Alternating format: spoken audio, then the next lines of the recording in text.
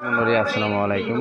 আমরা তানোর ফোরকানিয়া মাদ্রাসা মাঠের তানোর গ্রামবাসীর উদ্যোগে তাফসীর কোরআন মাহফিলের কিছু বক্তব্য শুনছি। বক্তার নাম শামসুল আরেফিন সাতক্ষীরা, হযরত মাওলানা শামসুল আরেফিন সাতক্ষীরা। শুনুন তাহলে। তারা আল্লাহর কোরআনের উপরে সন্দেহ পোষণ করলো। তারা যখন কোরআনের উপরে সন্দেহ পোষণ করলো, আল্লাহ পাক রব্বুল আলামিন তখন আরেকটা আয়াত নাযিল করে জানিয়ে দিলেন, ওয়া ইন কুনতুম ফি রাইবিন মিম্মা নাযালনা আলা আবদিনা ফাআতু বিসূরাতিন মিন মিথলিহি ওয়া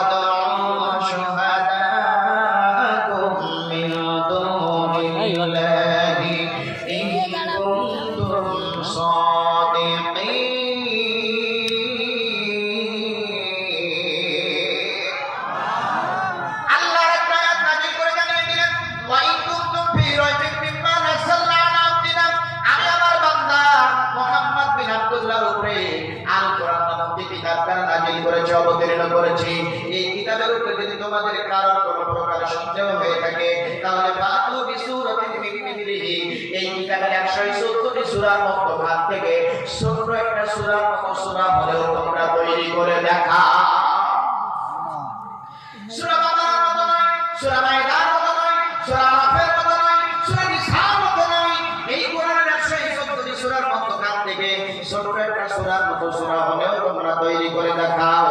আমার ভাইয়েরা, বন্ধুরা আমার, তদানীন্তন সময় শিক্ষাবিদ শিক্ষাগুরুরা আল্লাহর কোরআনের একটা সূরার মতো সূরা তৈরি করার জন্য প্রচেষ্টা শুরু করে দিয়েছিল। দিন পার হয়ে রাত চলে এসেছিল, রাত পার হয়ে আবার দিন চলে এসেছিল। এভাবে করে সপ্তাহ বছর পার হয়ে গিয়েছিল, কিন্তু ওই জাতির শিক্ষাবিদ শিক্ষাগুরুরা আল্লাহর কোরআনের একটা সূরার মতো সূরা তারা তৈরি করতে পারে না। আমার ভাইয়েরা, তাহলে বোঝা গেল এই কোরআন যখনই নাজিল হয়েছে, এক শ্রেণীর মানুষ এই কোরআনে ভুল ধরার জন্য কাজ করেছে। কথা বলেন ঠিক না বেঠিক? কথা বলেন ঠিক না বেঠিক? আজও পর্যন্ত পৃথিবীর মধ্যে এক শ্রেণীর মানুষ রয়েছে যারা মুসলমানদের ধর্মগ্রন্থ আল কোরআনে ভুল ধরার জন্য কাজ করতেছে। কিন্তু অত্যন্ত মজার খবর হচ্ছে, আজকে ইহুদি খ্রিস্টানেরা মুসলিমরা তারা আল্লাহর কোরআনে ভুল ধরতে যে কোরআন তেলাওয়াত শুনে ইংরেজিতে অনুবাদ করা কোরআনগুলো পড়ে পড়ে কোরআনের কাছে আত্মসমর্পণ করে দলে দলে কালেমা পড়ে মুসলমান হয়ে যাচ্ছে।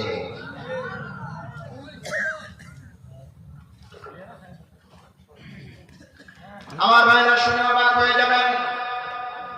আজকে America, Britain, Russia, France, Singapore, দেশগুলোতে পর্যন্ত ইহুদি খ্রিস্টানেরা মুসলিমরা কোরআন তেলাওয়াত শুনে ইংরেজিতে অনুবাদ করা কোরআন পড়ে কোরআনের কাছে আত্মসমর্পণ করে কালেমা পড়ে মুসলমান হয়ে যাচ্ছে।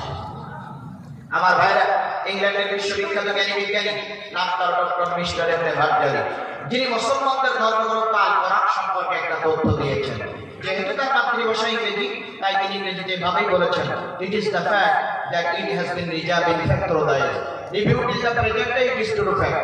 তিনি বলেন এই কথা সত্য কথা যে কোরআনুল কারীম অবতীর্ণ হওয়ার পর থেকে নিয়ে শুরু করে যুগ যুগ ধরে যে বাণী বহন করে নিয়ে আসতেছে, রিভিউড ইজ দ্য প্রেজেন্টে, বর্তমান সময়ে কোরআনুল কারীমের ভিতরে যত কথা লেখা রয়েছে ইট ইজ টু ফ্যাক্ট, এগুলো সব সত্য কথা।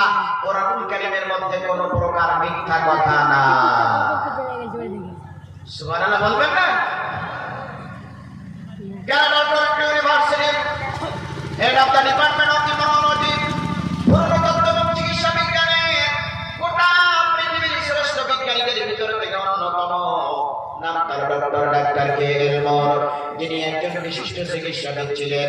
এই ডাক্তার কে এলমোর পবিত্র কোরআনুল কারীমের সূরা আলাকের তাফসীর পড়তে পড়তে তাফসীর শেষ করার আগেই তিনি কালেমা পড়ে মুসলমান হয়ে গেছে। ইংল্যান্ডের স্বনামধন্য ব্যক্তিত্ব টনি বেলারের আদর্শনিকা নাম তার লরেন্ট কোচ। এই লরেন্ট কোচ দেশে ইরানকে সফর করতে, ইরানের মাটি তিনি ঘুরে ঘুরে দেখতেছেন হঠাৎ করে তিনি থমকে দাঁড়ালেন, আশ্চর্য হয়ে গেলেন। সাথীদেরকে ডাক দিয়ে বললেন, আমার সাথীরা, কি এক আশ্চর্য গানের আওয়াজ আমার কর্ণকুহরে ভেসে আসতেছে। আমি আমার জীবনে পৃথিবীর বিভিন্ন দেশ এবং রাষ্ট্র ভ্রমণ করেছি। সেই দেশ এবং রাষ্ট্রে যাই, সেই দেশের শ্রেষ্ঠ গায়ক গায়িকাদেরকে নিয়ে আধুনিক মিউজিক এবং যন্ত্রপাতির মাধ্যমে বিভিন্ন ভাষায় আমি গান শুনেছি, কিন্তু কোনো গান তো আমার হৃদয়কে স্পর্শ করতে পারে নাই। অথচ আমি এই গানের মাটিতে এসে কি এক আশ্চর্য গানের আওয়াজ আমার কর্ণকুহরে ভেসে আসতেছে, যে গান শোনা মাত্রই আমার অন্তরটা শান্তিতে ভরে গেছে। আমার সাথীরা, আমাকে নিয়ে চলো সেই জায়গায়, যে জায়গা থেকে এই গানের আওয়াজ ভেসে আসতেছে। এবার লরেনকে নিয়ে যাওয়া হলো, যে দেখা গেল ছোট ছোট ঘর, ওই ছোট ছোট ঘরের ভিতরে ছোট ছোট বাচ্চারা গান গাইতেছে। লরেন প্রশ্ন করে, না আমার সঙ্গীরা, এই ছোট ছোট ঘরগুলো কিসের ঘর? এই ছোট ছোট বাচ্চারা কারা, যাদের কাছে কোনো আধুনিক যন্ত্রপাতি নাই, মিউজিক নাই, বাজনা নাই, শুধুমাত্র তাদের কচি কণ্ঠ দিয়া এত সুন্দর গান তারা কিভাবে গাইতেছে? এই গান তারা পেল কোথায়? এই গান তারা শিখলো কিভাবে? এই গানের রচয়িতাকে, এই গানের সুরকারকে আমাকে একটু জানিয়ে দাও। তখন ইরানের মানুষেরা বলতেছে, ও লরেন, আপনি জানেন কি এটা হচ্ছে ইরান দেশ, এটা হচ্ছে মুসলিম কান্ট্রি, এখানে মুসলমানরা বসবাস করে, মুসলমানদের ধর্মের নাম ইসলাম, ধর্মগ্রন্থের নাম হচ্ছে আল কোরআন। এই যে ছোট ছোট ঘরগুলো দেখতে পাচ্ছেন, এই ছোট ছোট ঘরগুলোকে বলা হয় মসজিদ অথবা মাদ্রাসা, যেটাকে মুসলমানদের ইবাদতখানা বলা হয়। আর ওই যে ছোট ছোট বাচ্চাদেরকে দেখতেছে, ওই ছোট ছোট বাচ্চারা ওরা আর কেউ না, ওরা হচ্ছে মুসলমানদের ধর্মগ্রন্থ আল কোরআনের হাফেজ। দর্শক মণ্ডলী, আসসালামু আলাইকুম। আপনারা শুনছেন ও দেখছেন তানোর গ্রামবাসীর উদ্যোগে তাফসীরুল কোরআন মাহফিল তানোর ফরকানিয়া মাঠে, এবং প্রধান বক্তা বক্তব্য দিচ্ছে। জোরে বলেন, লাগে কি লাগে না? ওরা শুনে যদি ভালো লাগে তাহলে কি বলতে হয়? প্রধান বক্তার নাম শামসুল আরেফিন, সাতক্ষীরা ওনার বাসা।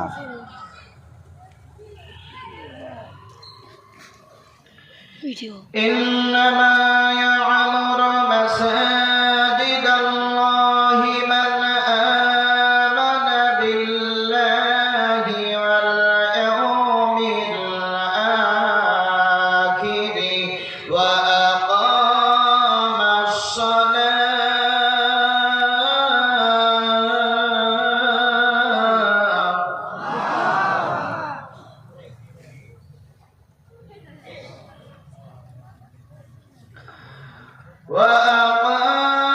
الصلاة وآتى الزكاة ولم يخش إلا الله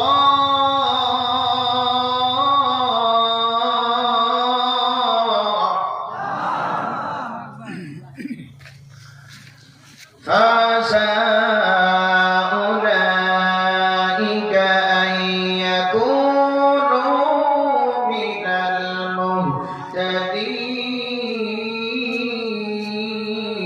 المهتدين। আমার ভাইরা, কোরআন শুনতে ভালো লাগে কি লাগে না? এটা জোরে বলেন, লাগে কি লাগে না? সেই ছোট্টবেলায় আপনার হাত ধরে গিয়েছিলাম মসজিদের ভিতরে যাওয়ার পরে ইমাম সাহেব মাগরিবের ওয়াক্তে কোন সূরা দিয়ে নামাজ শুরু করেছিলেন? সূরা ফাতিহা দিয়ে নামাজ শুরু করেছিলেন। আমার ভাইরা, আজকে আমার বয়স 34 বছর, আপনাদের কারোর বয়স 40 বছর, কারোর 60-70 হয়ে গেছে। 60-70 বছর বয়স হয়ে যাওয়ার পরে কোন মুসলমান কি মসজিদের ভিতরে ঢুকে ইমাম সাহেবকে ডেকে ডেকে বলেছে, ও ইমাম সাহেব, জীবনের 60-70 বছর ধরে সূরা ফাতিহা দিয়ে নামাজ পড়ে আসতেছি, এখন তো আর সূরা ফাতিহা ভালো লাগে না, নতুন আরেকটা সূরা দিয়ে নামাজ শুরু করো। এ কথা কি কেউ কখনো বলেছে? বলে নাই, বলে নাই, বলে নাই। আপনারা কিছু অংশ শুনলেন ও দেখলেন তাফসীরুল কোরআন মাহফিল তানোর ফরকানিয়া মাদ্রাসার তানোর গ্রামবাসীর উদ্যোগে। প্রিয় দর্শক, প্রধান বক্তা আছে এবং সহকারী বক্তা আছে মোহাম্মদ হাবিবুল্লাহ এবং আজহার আলী সরকার হল সভাপতি।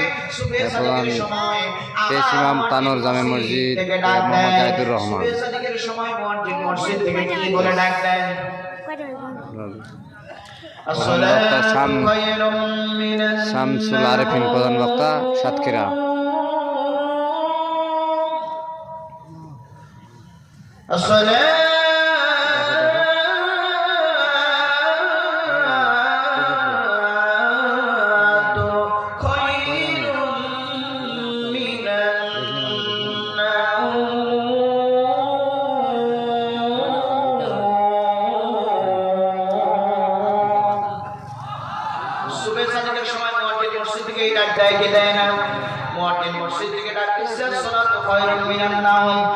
প্রিয় দর্শক, আজকের মতো আপনাদেরকে সবাই বলেন ঘুমের চাইতে নামাজ আসসালামু আলাইকুম। উত্তম।